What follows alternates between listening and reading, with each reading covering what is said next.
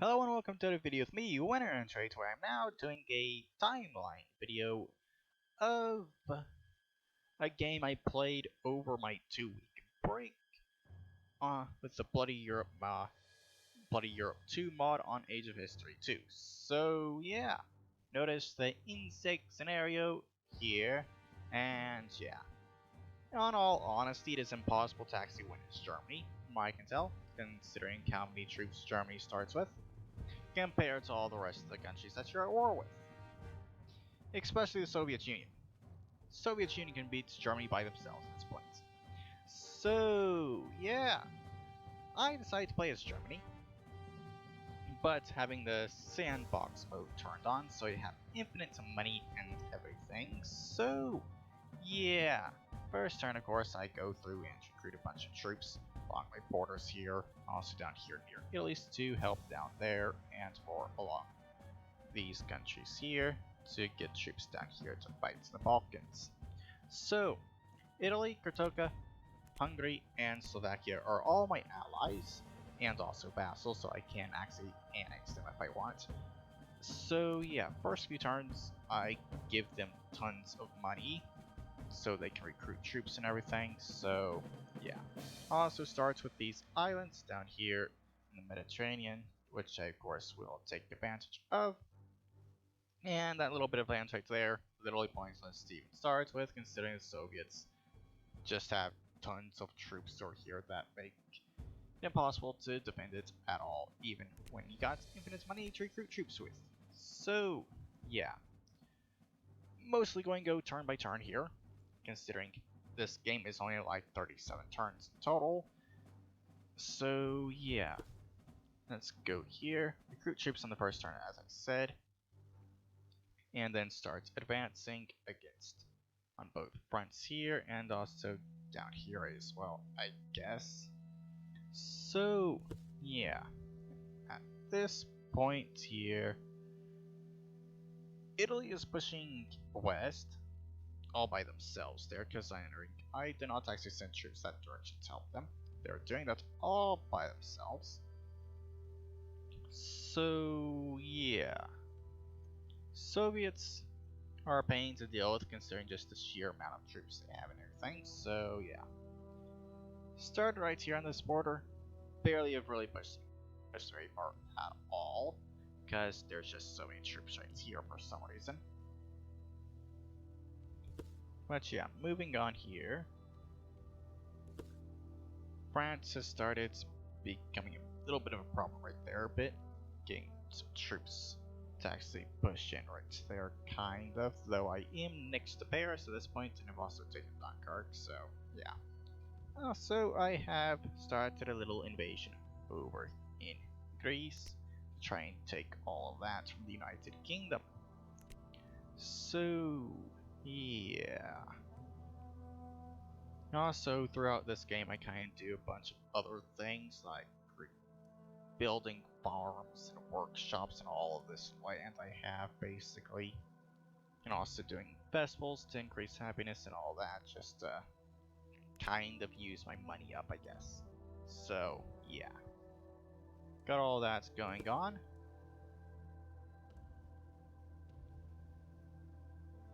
As you can see, France did kind of a bit of resistance there with what they were doing there.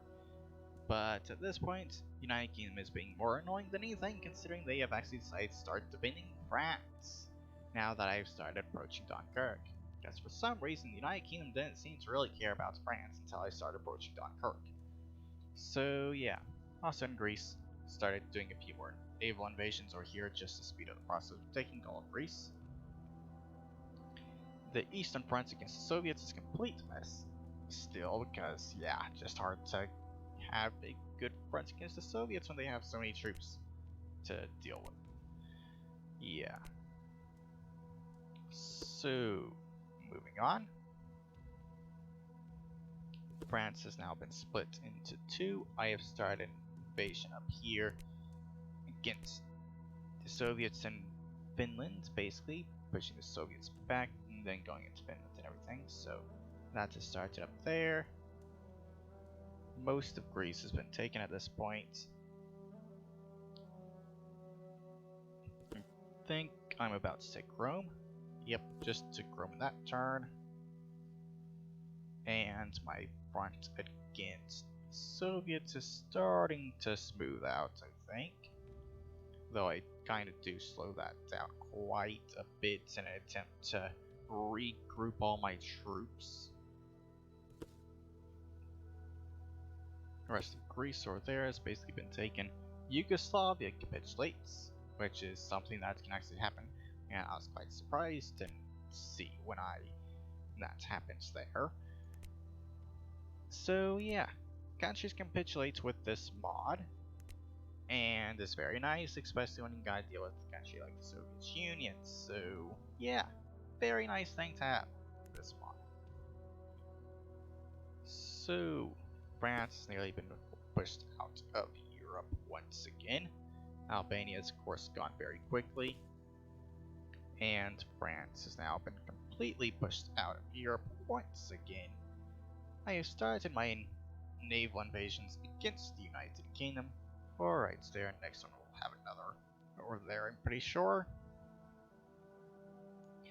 But the next turn also has Romania capitulate, which at this point you can kind of see the front line I was trying to create right here against the Soviets before starting my advance against them once more, which of course does actually start after this. Considering next turn, Bulgaria capitulates, along with Italy. So Italy has now been liberated, Balkans have been taken over, and from this point on, I started my eastern push against the Soviets once more. And it's also kind of a bit funny, I guess, how my little halt and my advance over here kind of lasted long enough to the point where I'm not actually going into the Soviet Union during winter. So, hey, guess did something right there. So, yeah, troops in Italy are free to go into Africa at this point, which you can already see my invasion starting over in Africa. And I'm pretty sure around this point is when the Soviet Union has actually started trying to defend themselves up north to stop my little invasion up here, which of course doesn't do very well for them. So that is all of my naval invasions in Africa done, I think, and I'm also taking Malta at this point.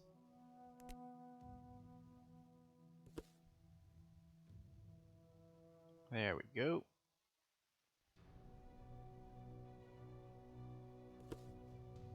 And United Kingdom has lost Wales, except for the single island chance there, I guess. So, next turn. United Kingdom capitulates, giving me the rest of their land. I never even got to Scotland before they capitulated. So, yeah, I got all the other land, rest of their land at this point, including, which means I have all of this down here. And I did fund revolutionary movements in Oman, so kind of have to deal with those rebels down there at this point, because didn't really think about United Kingdom capitulating so quickly, so yeah, kind of have to deal with that. But of course, with all this land over here, now I have to recruit a bunch of troops along these borders here, considering I'm also at war with Iraq and Iran. So yeah, most of Africa is currently under my control, especially at this point with France capitulating one turn after the United Kingdom. So all that is left in Africa now is Egypt, which of course doesn't last too much longer. I've started naval invasion in Crimea just to get through that a bit quicker as well. And as you can see, I've done another little invasion there, which I will do another in that province the next turn, I'm pretty sure. Yeah, there.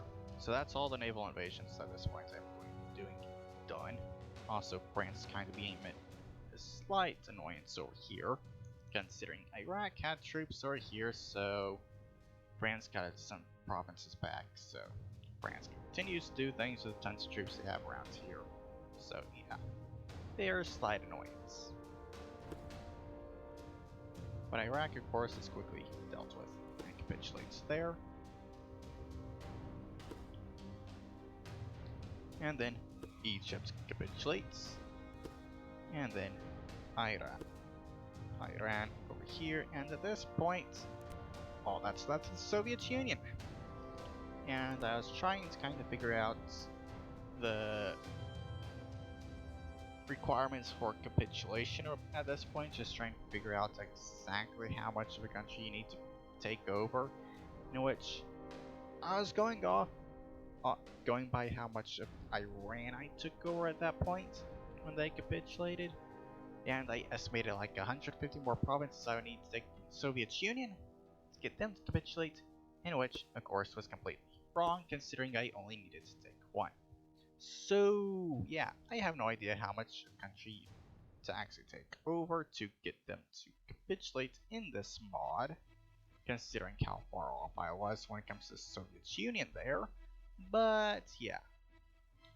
At this point here, I kind of did the beast deal, used advantage of a bug in the darn game to get every single province under my control, so I can kind of create clean borders and everything. So, yeah, there we go. Annex my allies over here because they're vassals and everything, just to clean up the borders a bit. But yeah, this is basically the end result of everything here. As you can see, took over what's obvious, of course, basically what I would need to create the Greater German Reich, with an extra bit right here that I'm pretty sure is supposed to be Italy's, but you actually start off with this for some reason, I guess. But yeah, also took a bit of Morocco over there, Tunisia, and all the rest of the United Kingdom's colonies over here and around the Middle East. Meanwhile, everything else, of course, is vassal side created, and as you can see, I did quite a bit over here when it comes to trying to weaken Russia, so they wouldn't be as strong, but yeah, Russia's still the second strongest country in the world, as you can see. Also, for some reason, game things, for the majority of this game, the game is at a 0 right there for my economic score. Don't understand why, but yeah. My parents don't have an economy according to the game.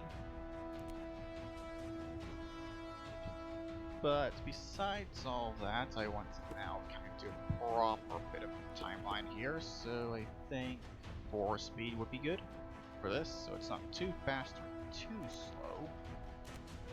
So there we go. Let's get us going.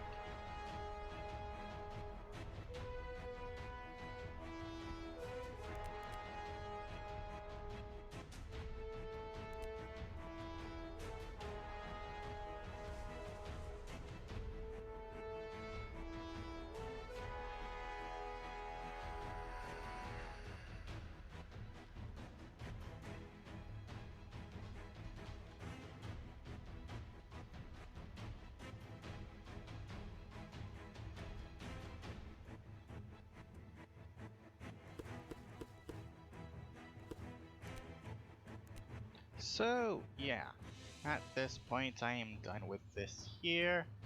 So, yeah, I hope you'll enjoy this video, I guess. So, yeah, I hope you'll enjoy this video, and I'll see you all in the next one. Bye-bye.